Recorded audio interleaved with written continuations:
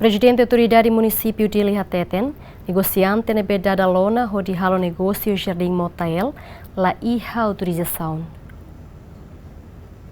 Ihatinan kotu governo hahu hadia no halo manutenção ba Jardim Sira e capital dele, mas be dadaune comunidade balon usa fatin sirane hudi halau negócio. Situação ne acontece e a Jardim Motael, comunidade utiliza fatin pavilão hudi halo negócio. Hatamba questão ne presidente da autoridade município de Lihateten, negociante ne be dadalona hudi halo negócio e a pavilão, lá e autorização husi parte relevante, mas be autoridade município dele, de husi equipa gestão município dele na fatin continua halo controla ba jardim no espaço público Sira e capital dele atunune comunidade labele usa hodi halau negócio.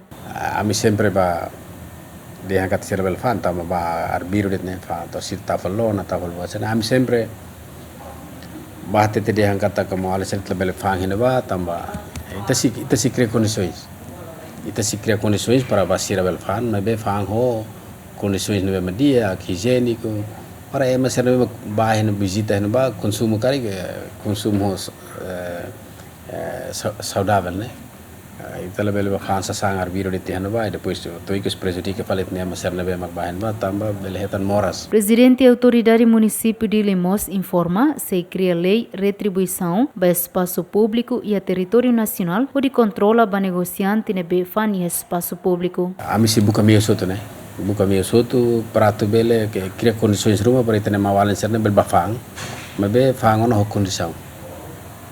agora dau ia processo larang ita se hamus lei rumah para retribuição para espaço público deve me tempo badak se honi ba ministério para tabel hamus